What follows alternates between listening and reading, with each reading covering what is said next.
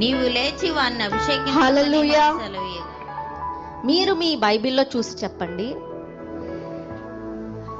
ప్రవక్త సమూయేలుని లేచి నుంచో అని ఎవరు చెప్పారు? మీరు చూసి చెప్పండి. మీ బైబిల్లో ఎలా ఉంది? ఎవరు చెప్పారండి ప్రవక్త సమూయేలుని?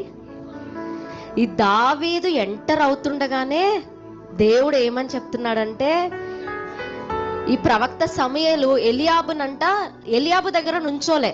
ఎందుకంటే అతనికి ప్రవక్త సమూయేలుకి కూడా నేను ప్రవక్తని, నేను అభిషేకించడానికి వచ్చాను, ఎవరు వచ్చిన అభిషేకానికి నా దగ్గర మోకాళ్ళు వెయ్యాలి.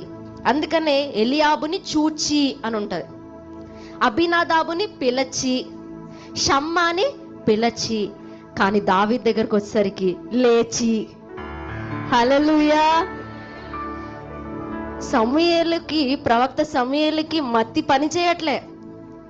దేవుడు అంటున్నాడు, నా కొడుకు వస్తున్నాడు, లేచి నుంచో. దేవుడు అంతగా హెచ్చిస్తాడండి. హల్లెలూయా. నాకు ఊహించుకుంటేనే నాకు సంతోషం పొంగి పొర్లి వచ్చింది నేను చదువుతున్నప్పుడు. సమూయేలు కూడా అందరిలానే కదా అని చక్కగా చైర్లో కూర్చున్నాడు.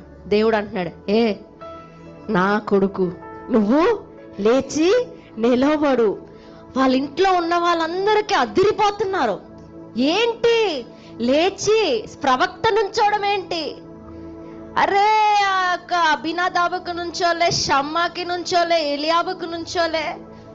ఈ గొర్రెల కాపరి, ఈ పరదేశి ఇక్కడికి వచ్చి నుంచుంటే ప్రవక్త వచ్చి నుంచుని దేవుడు అలానే హెచ్చిస్తాడు.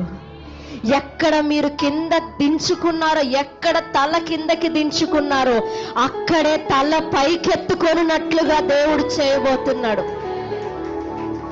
దావీదుకి నాకు తెలిసి అతను షాక్ నుండి తేరుకోవడానికి ఒక 2 రోజులు అయ్యి ఉంటది. నేను రావడం ఏంటి, ప్రవక్త నుంచోవడం ఏంటి? ఎస్ సార్ రండి.